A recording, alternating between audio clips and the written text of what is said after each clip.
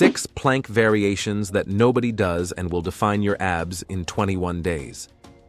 Did you know that less than 10% of the world's population can maintain defined abs throughout the entire year? This isn't by chance. The abdomen is definitely one of the most challenging areas of the human body to develop and keep visible.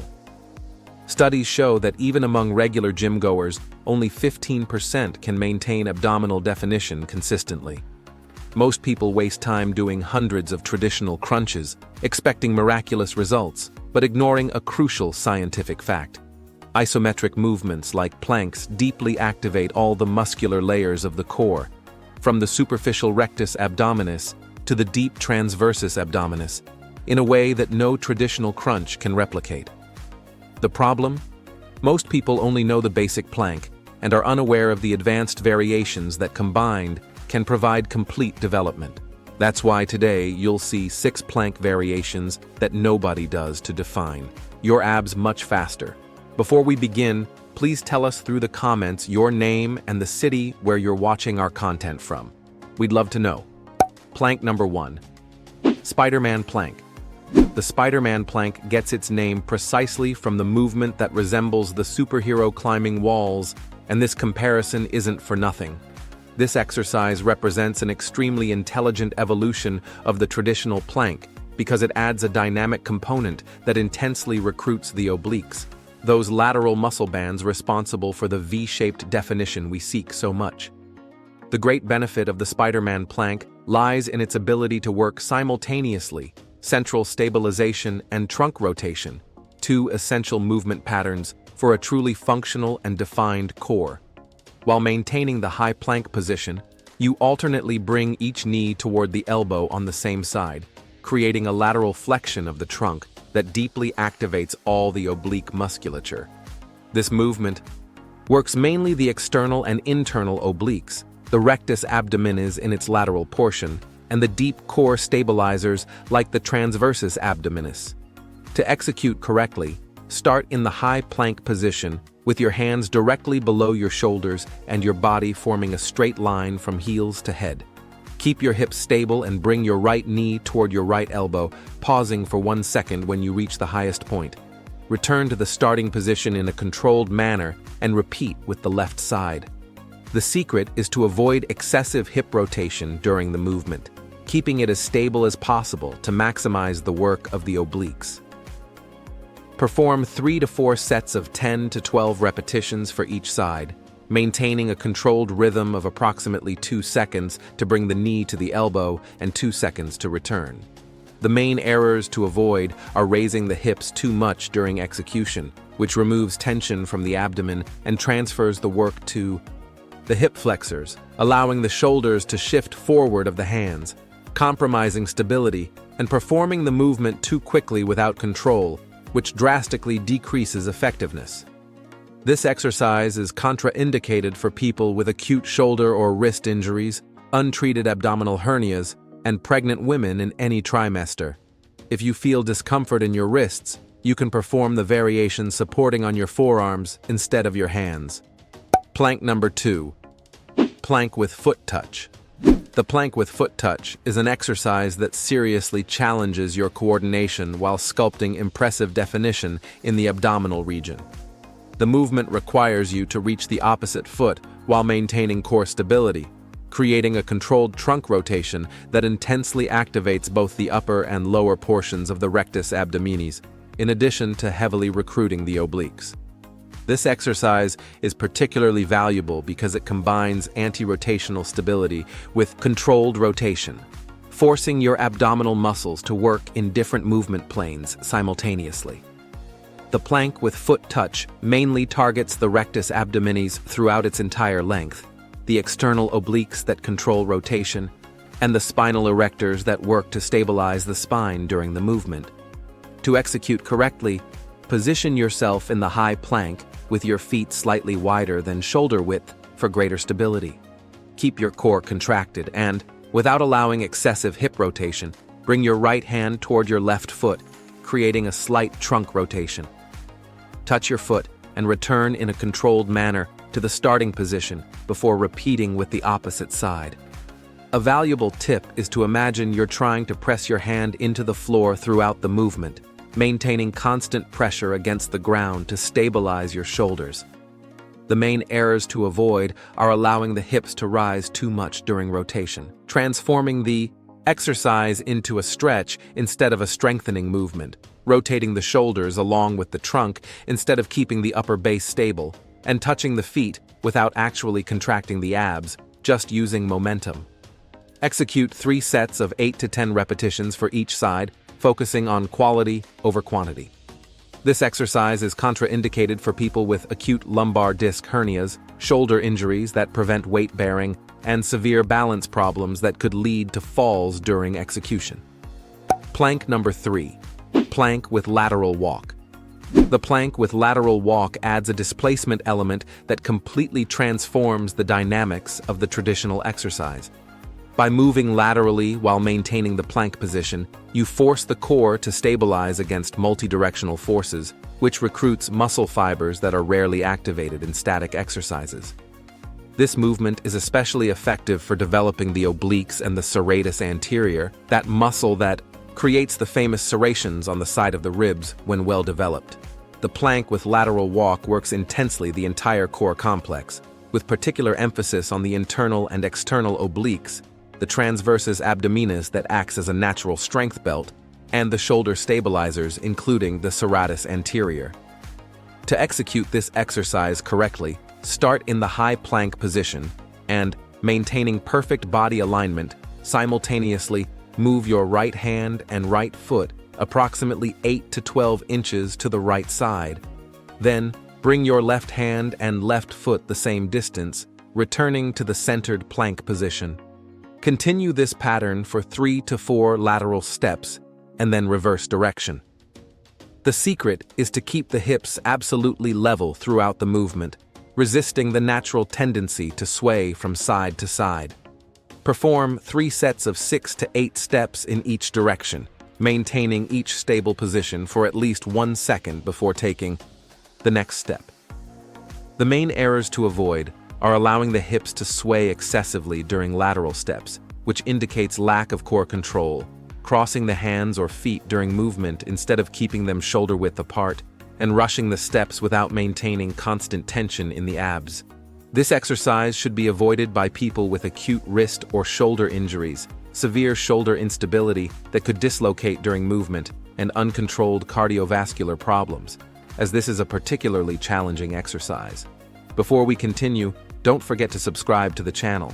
Having constant access to science-based information is what will make you progress with health long-term in the world of bodybuilding. Plank number 4. Plank with shoulder tap. The plank with shoulder tap may seem simple at first glance, but don't be fooled by the apparent simplicity. This exercise is a true lesson in body control and anti-rotational stability. Each time you take a hand off the floor to touch the opposite shoulder, your core needs to work intensely to prevent the body from rotating or the hips from collapsing. The main benefit lies precisely in this stabilization challenge, which deeply strengthens the transversus abdominis and teaches your body to maintain core rigidity even during asymmetric movements, a crucial skill for preventing injuries in real life. The plank with shoulder tap mainly recruits the transversus abdominis that functions as a natural protection belt, the obliques that resist unwanted rotation, the rectus abdominis that maintains posture, and all the shoulder stabilizing musculature. To execute correctly, position yourself in the high plank with your feet slightly wider than normal to create a more stable base. Keep your weight evenly distributed and, without allowing any trunk rotation, bring your right hand to touch your left shoulder. Hold the touch for half a second and return your hand to the floor in a controlled manner. Alternate sides, keeping the body absolutely stable. A valuable tip is to actively press the floor with the supporting hand, as if you were trying to push the floor away from you, which activates the shoulder stabilizers and makes it easier to maintain the position. Execute 3 to 4 sets of 12 to 16 alternating taps, totaling 6 to 8 for each side, maintaining a rhythm that allows total control. The main errors to avoid are allowing the hips to sway from side to side during the taps, indicating lack of core control, excessively raising the hips to compensate for instability, and touching the shoulder too quickly without really challenging stabilization. This exercise is contraindicated for people with acute wrist or shoulder injuries, severe carpal tunnel syndrome, and significant shoulder instability that could worsen with weight bearing. Plank number 5. Side plank. The side plank is probably the most well-known variation after the traditional plank, but it continues to be criminally underutilized in most training programs. This exercise is incomparable when it comes to developing the obliques and creating that lateral definition that makes the abdomen look three-dimensional instead of just flat. Unlike the frontal plank that mainly works resistance to spinal extension, the side plank challenges the core to resist lateral flexion, a completely different movement pattern that recruits the obliques much more intensely. The side plank mainly targets the external and internal oblique on the side that's bearing the weight, the quadratus lumborum that stabilizes the lateral spine, the gluteus medius that prevents the hips from collapsing, and the entire lateral chain of the body. To execute correctly, lie on your side and support yourself on your forearm, positioning your elbow directly below your shoulder. Stack your feet, one on top of the other, or place one in front of the other for greater stability if you're a beginner. Raise your hips off the floor until your body forms a straight line from feet to head. Keep your neck neutral, looking forward, not down. The secret is to actively press your forearm against the floor and imagine you're pushing your hips upward, maintaining constant tension in the obliques. The main errors to avoid are allowing the hips to collapse toward the floor during the hold, compromising the exercise's effectiveness, rotating the trunk forward or backward instead of keeping the body perfectly lateral, and excessively tensing the neck by looking up. Hold the position for 20 to 40 seconds on each side, performing 3 to 4 sets. As you progress, increase the time up to 60 seconds per side. This exercise should be avoided by people with acute elbow or shoulder injuries, severe untreated scoliosis, and severe balance problems that could cause falls. Plank number 6. Plank with frontal reach. The plank with frontal reach closes our list with a golden key, combining intense stabilization with a unique balance challenge. This exercise forces you to maintain the plank position while removing a point of support, instantly doubling the stabilization challenge. Each time you extend an arm forward, your core needs to work intensely to prevent the body from rotating, the hips from collapsing, or you simply losing balance. The benefit of this movement lies in its ability to develop extreme anti-rotational strength while drastically improving proprioception and body control. The plank with frontal reach intensely recruits the transversus abdominis that stabilizes deeply, the entire oblique complex that resists rotation, the rectus abdominis that maintains rigid posture, and the spinal erectors that prevent lumbar hyperextension. To execute correctly, start in the high plank with your feet shoulder-width apart. Keep your core extremely activated, and without allowing any trunk movement, extend your right arm completely forward as if you were reaching for something distant. Hold your arm extended for 2 to 3 seconds and return in a controlled manner. Repeat with your left arm. A valuable tip is to imagine there's a full glass of water balanced on your back that you can't spill, which helps keep the body perfectly stable. Perform 3 sets of 8 to 10 alternating extensions for each arm, focusing on keeping the body absolutely stable between repetitions. The main errors to avoid are allowing the hips to rotate when the arm is extended, compensating for instability, raising the hips too much to facilitate balance, and extending the arm too quickly without controlling the movement. This exercise is contraindicated for people with acute shoulder or wrist injuries, significant balance problems that increase the risk of falls, and shoulder impingement syndrome that could worsen with arm elevation. Now that you've mastered these 6 powerful variations, it's time to learn about the bonus exercise. Bonus plank, reverse plank. While all the previous variations focused predominantly on the front and side of the core, the reverse plank fills a crucial gap by intensely working the entire posterior chain of the body, especially the lower back and glutes, muscles frequently neglected but absolutely essential for a truly complete and functional core. The reverse plank perfectly complements the other variations, because while the traditional plank teaches your body to resist spinal extension, the reverse plank challenges you to actively maintain extension against gravity, creating a muscular balance that protects your spine and drastically improves your posture. This exercise mainly works the spinal erectors that support the spine, the gluteus maximus, which is the largest muscle in the body and plays a crucial role in pelvic stabilization, the hamstrings that assist in maintaining the position, and surprisingly, the rectus abdominis that needs to contract isometrically to avoid hyperextension. To execute correctly, sit on the floor with your legs extended in front of you. Place your hands on the floor behind you with your fingers pointing toward your feet or slightly to the sides, depending on your shoulder flexibility. Press your hands against the floor and raise your hips until your body forms a straight line from heels to head. Keep your neck in a neutral position, looking slightly upward. Don't let your head fall backward. The secret is to intensely contract your glutes and actively push your heels against the floor, which activates the entire posterior chain and makes it easier to maintain the position.